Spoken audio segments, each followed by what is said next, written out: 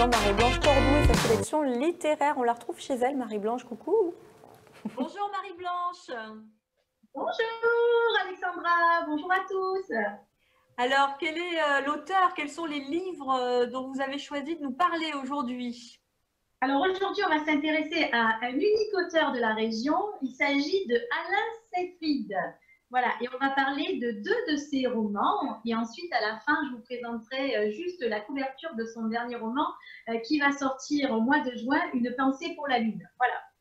Donc Alain Seyfried, pour s'intéresser à cet auteur, il est marseillais, mais il est né en Algérie en 1946 et il a eu une carrière un peu contrariée, c'est-à-dire qu'il était un littéraire né, il était un passionné de littérature et de musique, mais comme il n'était pas bon en maths, ses parents l'ont forcé à poursuivre des études en maths et il a excellé dans ce domaine. Contre toute attente, il est devenu un ingénieur en informatique.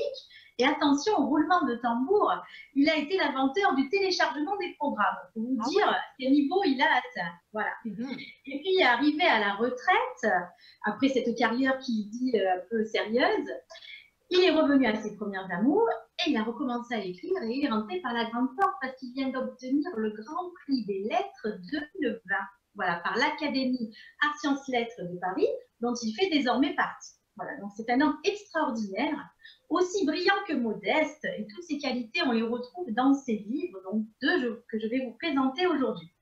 Le premier s'appelle L'avant-dernière demeure. Alors, c'est l'histoire de Alfred, un vieillard, et quand je dis vieillard, je pèse mes mots parce qu'il a presque 100 ans, voilà, qui disparaît subitement de sa maison. Et donc, sa maison reste vide, mais pas tout à fait, parce qu'il y a des objets à l'intérieur, dont Victor, un stylo, un des premiers stylos à billes du début du XXe siècle, qui a accompagné Alfred depuis sa naissance, qui connaît toute sa vie et qui va nous raconter sa vie. Et ce sont tous les objets de cette maison qui, tour à tour, vont nous raconter la vie d'Alfred. C'est magnifique.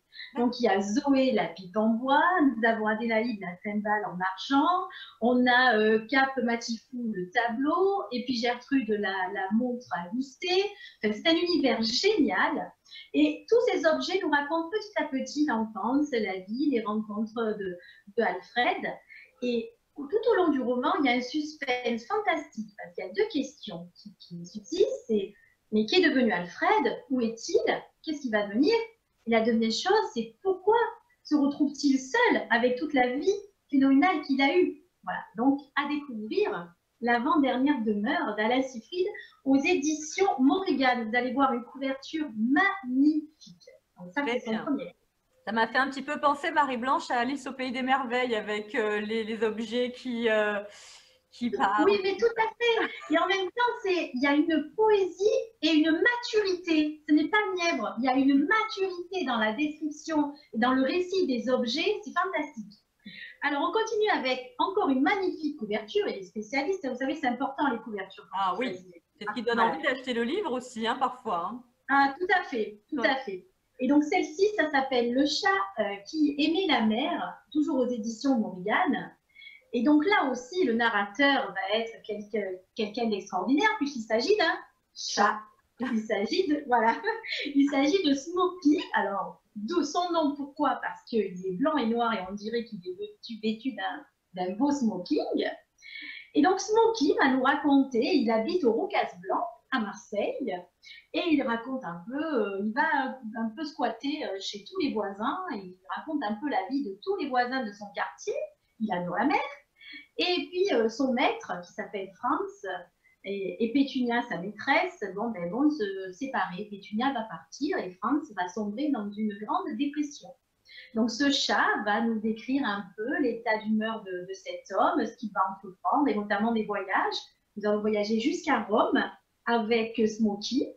Et encore une fois, une écriture fantastique qui révèle un peu ce qu'on appelle un peu les mystères des chats. Vous savez, un peu on dit que les chats, ils ont un fluide par rapport aux humains, ils ressentent quand les humains sont malades, quand il y a des choses qui ne vont pas. Et bien voilà, il y a tout ce ressenti dans ce livre, un peu de magie, un peu de mystère.